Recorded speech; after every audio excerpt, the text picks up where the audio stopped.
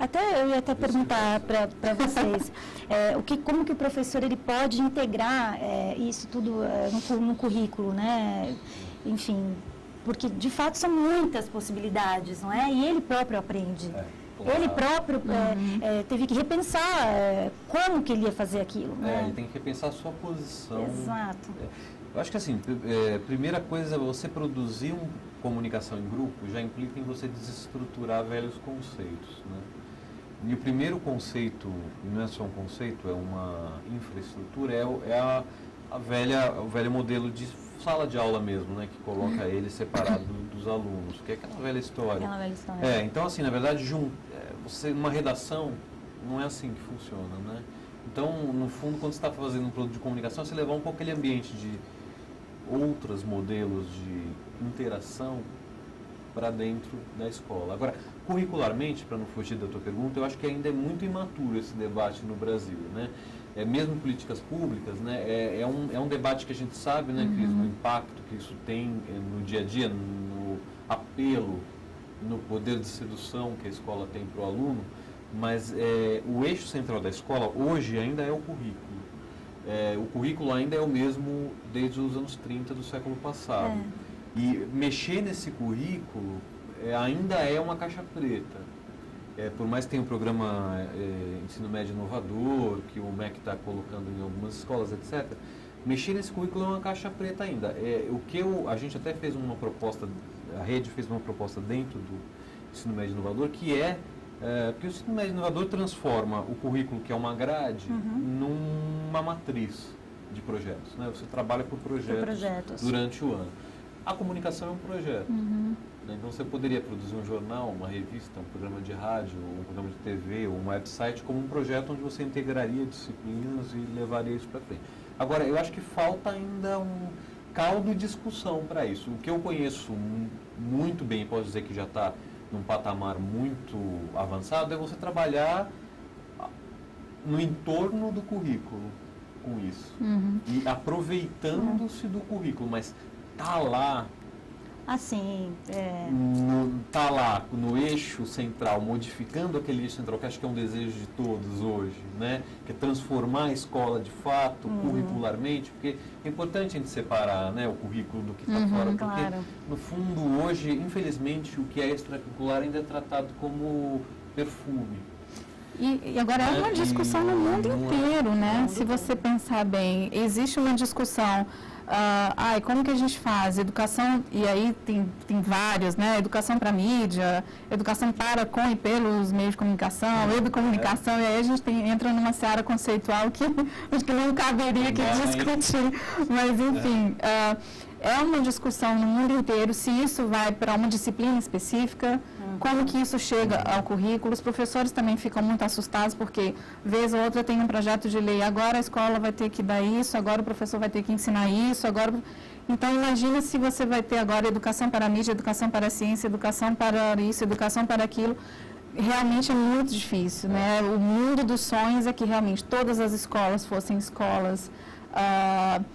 não só em tempo integral, mas escolas no sentido da integralidade do tempo, do espaço, das possibilidades culturais e educativas, quer dizer, o Mais Educação ele já traz do MEC, né, esse programa já traz um pouco essa possibilidade de discutir a comunicação e educação, acho que isso é um caminho, mas a gente tem, tanto as ONGs, o pessoal da Rede CEP, o Alexandre, que trabalha aqui em São Paulo, em escola particular, a gente que trabalha com jornal, especialmente jornal, né, com outras mídias também, mas com jornal e educação, a gente vê a dificuldade que o professor tem de estar colocando isso na sala de aula, né? Eu acho que, como o Alexandre falou um pouco, está muito na transversalidade. Ele consegue pegar o pessoal de história, de português, de educação física, de trabalhar vários temas, de pensar criticamente os meios de comunicação, de até fazer um jornal na escola.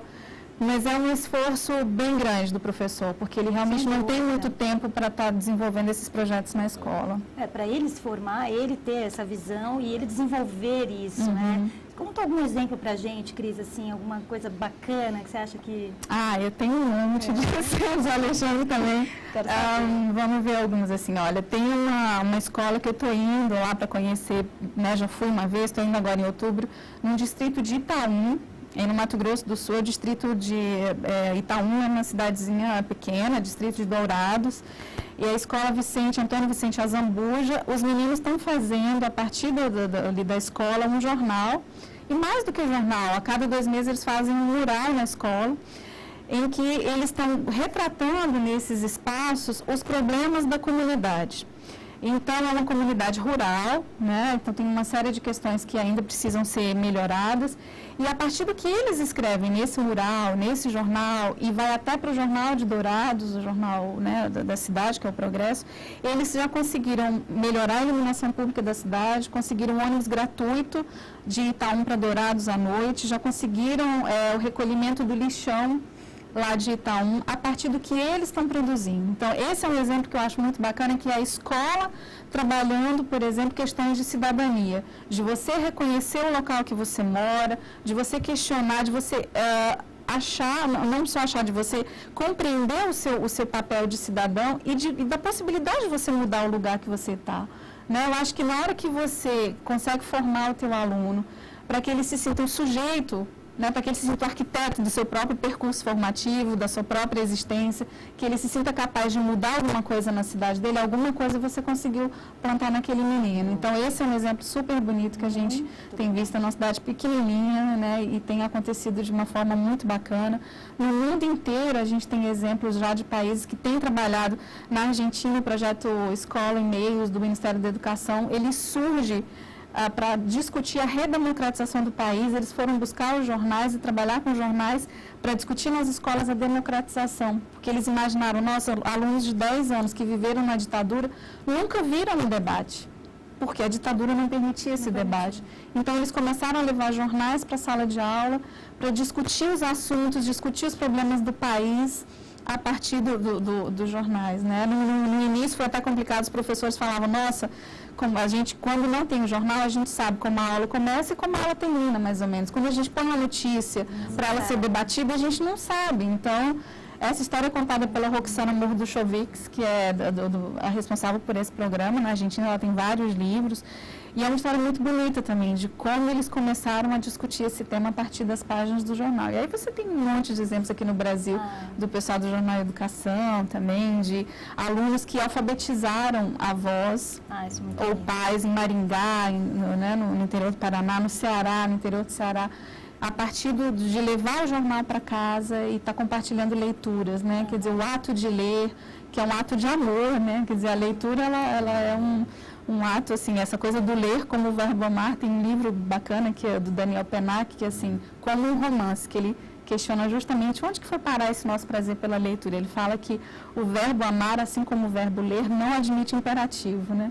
Então, são verbos de amor, de paixão, e como essas crianças, a partir do jornal, alfabetizaram seus pais, seus avós. Tem histórias muito bonitas, né? Muito bacanas. E, na verdade, a gente tem muitos exemplos de escola pública, e as escolas particulares também estão produzindo coisas muito legais, né, Alexandre? Conta pra gente. Assim, todo mundo fala do mito, diz, é fácil trabalhar com uma escola particular, com uma escola... No fundo, assim, tem uma facilidade. Eu até acabo de finalizar meu livro de 10 anos de trabalho no Bandeirantes, estava até contando para a Cristina, no Colégio Bandeirantes aqui de São Paulo. E assim, o trabalho misturado, turmas mistas lá. Então, desde o começo, a gente tem 30% mais ou menos da sala de escolas públicas da região frequentando o projeto de mídia, que chama Idade de Mídia. Agora, independente disso, você na escola, os problemas da educação, eles são globais.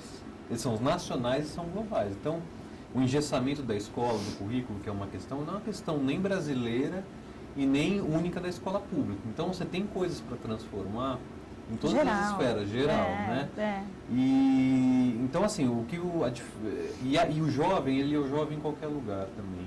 E isso é uma coisa muito importante de se falar. As questões da juventude, basicamente estou falando de ensino médio, que é onde tem uma experiência maior, as questões da juventude estão aflorando no jovem, independente da classe social dele, dependendo de onde ele esteja estudando, ele está experimentando droga pela primeira vez, ele está amando pela primeira vez, ele está transando pela primeira vez, está fazendo tudo pela primeira vez. Então, assim, isso é uma questão, ele está pensando que ele veio parar no mundo, em qualquer lugar. Então, assim, trabalhar com o jovem nessa escola não é uma questão de localidade. Você está trabalhando com uma escola que tem o mesmo modelo e com um jovem que está pensando coisas semelhantes. Eu falo do Bandeirantes assim, com carinho, porque há 10 anos atrás, era 2002, quando a gente começou lá. Na verdade, vai fazer 2 anos em março de 2012, que é quando saiu o livro, coincidentemente. Eu não vou lançar antes, mas assim, há 10 anos atrás a internet não era nada, né, do que é hoje. Então, eles apostaram numa coisa muito cedo. E eu acho isso muito interessante, assim, me deram muita liberdade de produzir. Então, a gente já trabalhamos com, a gente fazia encontros no Orkut, quando o Orkut era demonizado. Assim, em 2004, o Orkut era demonizado pela educação, eles queriam ver Imagina, para né? fora, né? O Orkut para fora da escola, a gente já usava o Orkut para fazer os encontros, a gente já pensava como rede, a gente já trabalhava, hoje já é difícil, em 2002 era muito difícil, e assim, eu tive uma liberdade. Você tem uma ideia, um dos acordos é que o diretor jamais lesse um produto antes de ser publicado, para que os jovens tivessem autonomia editorial. Tá. Eles produzem uma revista e fanzines. Puxa. Ele nunca leu. E eu tomei um pito dele quando eu perguntei em 2002, eu tinha 25 anos, eu também estava, eu cresci junto. Eu perguntei, você quer ler? Mas como ler? Eu é autônomo, isso é de vocês, eu confio no que você está trabalhando com eles. A gente já fez matérias desde a história da pornografia no mundo ocidental, feito por 2 meninas de 16 anos, que era uma matéria que tinha todo o potencial de gerar um problema. De ser censurada, De ser né? censurada, mas exato. assim, ela saiu, foi publicada e gerou reflexão, porque foi na época que a Daniela Scarelli depois vazou aquele vídeo. O vídeo, Esse foi o gancho para essa matéria. aham. Então eles quiseram discutir a exposição da sexualidade, na verdade. Então, assim, eles trabalham temas maravilhosos dentro disso. Agora, só para concluir, eu acho que existe um trabalho muito grande a ser feito numa educação particular também, que a comunicação pode dar cabo, pode dar conta desse trabalho, entende? Então, eu gosto de tratar a educação como um tema. Gosto muito, assim, trabalhar como um tema e não separar. Sabe, a pública, ainda mais que São Paulo já separa geograficamente. Então, se você não fizer o esforço para juntar, vai ficar pior ainda. Com certeza.